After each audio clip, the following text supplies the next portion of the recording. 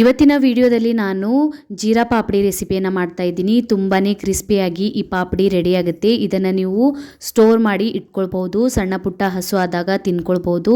Hi ನಮಸ್ಕಾರ ಎಲ್ಲರಿಗೂ, welcome to my channel. ನನ್ನ ಚಾನಲನ್ನು ಹೊಸದಾಗಿ ನೋಡ್ತಾ ಇದ್ರಿ ಚಾನಲನ್ನು ಸಬ್ಸ್ಕ್ರೈಬ್ ಮಾಡ್ಕೊಳ್ಳಿ.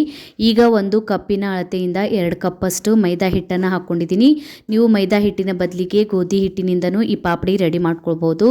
ಈಗ ಒಂದು ಒಗ್ಗರಣೆಯನ್ನು ರೆಡಿ ಮಾಡ್ಕೊಳ್ಬೇಕು. ಅದಕ್ಕಾಗಿ 4 ಟೇಬಲ್ ಸ್ಪೂನ್ ಅಷ್ಟು ಎಣ್ಣೆಯನ್ನು ಬಿಸಿ ಮಾಡ್ಕೊತಾ ಇದ್ದೀನಿ.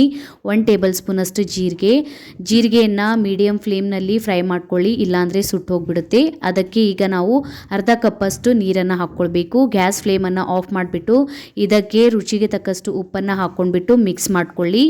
ಮಿಕ್ಸ್ ಮಾಡ್ಕೊಂಡ್ಬಿಟ್ಟು ಇದರ ಮೇಲೆ ನೀವು ಮುಚ್ಚಳ ಮುಚ್ಚಿಬಿಟ್ಟು ಇದನ್ನು ಸ್ವಲ್ಪ ತಣ್ಣಗಾಗೋದಕ್ಕೆ ಬಿಡಬೇಕು. ಈ ಥರ ಒಗ್ಗರಣೆ ಮಾಡ್ಕೊಂಡ್ಬಿಟ್ಟು ಈ ಪಾಪಡಿಯನ್ನು ಮಾಡಿದರೆ ಜೀರಿಗೆ ಟೇಸ್ಟ್ ಇದರೊಳಗೆ ತುಂಬ ಸರಿಯಾಗಿ ಬರುತ್ತೆ. ಈಗ ನಾನು ತಣ್ಣಗಾಗಿದ ಮೇಲೆ ಈ ಜೀರಿಗೆ ನೀರನ್ನು ಈ ಥರ ಒಂದು ಬಟ್ಲಲ್ಲಿ ತೆಕ್ಕೊಂಡ್ಬಿಟ್ಟಿದ್ದೀನಿ. ಈಗ ನಾವು ತೆಕ್ಕೊಂಡಿರುವಂತಹ ಮೈದಾ ಹಿಟ್ಟಿಗೆ ಈ ನೀರನ್ನು ಹಾಕ್ಕೊಂಡ್ಬಿಟ್ಟು ಸ್ವಲ್ಪ ನೀರನ್ನು ಹಾಕ್ಕೊಂಡ್ಬಿಟ್ಟು ಈ ಹಿಟ್ಟನ್ನು ಗಟ್ಟಿಯಾಗಿ ನಾದ್ಕೊಳ್ಬೇಕು. ಈ ಹಿಟ್ಟನ್ನು ಈ ಥರ ನೋಡಿ ಗಟ್ಟಿಯಾಗಿರಬೇಕು. ಹಿಟ್ಟನ್ನು ಒಂದು 15 ನಿಮಿಷ ನೆನೆಯೋದಕ್ಕೆ ಬಿಡಿ. 15 ನಿಮಿಷ ಆಗಿದ್ಮೇಲೆ ಹಿಟ್ಟು ಸ್ವಲ್ಪ ನೆಂದ್ಬಿಟ್ಟಿದೆ. ಈಗ ಇದನ್ನು ಇನ್ನೊಂದ್ಸಲಿ ನಾವು ಮೆತ್ತಗೆ ಮಾಡ್ಕೊಂಡ್ಬಿಟ್ಟು ಇದರ ಉಳ್ಳಿಗಳನ್ನು ರೆಡಿ ಮಾಡ್ಕೊಂಡ್ಬಿಟ್ಟು ಈಗ ನಾವು ಇದನ್ನು ಚಪಾತಿ ಥರ ಲಟಾಸ್ಕೊಳ್ಬೇಕು. ನೀವು ಬೇಕಾದರೆ ಇದನ್ನು ಸಣ್ಣ ಸಣ್ಣ ಪೂರಿ ಶೇಪ್ನಲ್ಲಿ ಲಟಾಸ್ಕೊಂಡ್ಬಿಟ್ಟು ಈ ಪಾಪಡಿಯನ್ನು ಮಾಡ್ಕೊಳ್ಬೋದು. ಸ್ವಲ್ಪ ಮೈದಾ ಹಿಟ್ಟನ್ನು ಹಚ್ಕೊಂಡ್ಬಿಟ್ಟು ಇದನ್ನು ನೀವು ಚಪಾತಿ ಶೇಪ್ನಲ್ಲಿ ಲಟಾಸ್ಕೊಂಡ್ಬಿಡಿ. ಆದಷ್ಟು ತೆಳುವಾಗಿ ಲಟಾಸ್ಕೊಳ್ಬೇಕು. ತೆಳುವಾಗಿ ಲಟಾಸ್ಕೊಂಡ್ರೆ ಈ ಪಾಪಡಿ ಕ್ರಿಸ್ಪಿಯಾಗಿ ಬರುತ್ತೆ.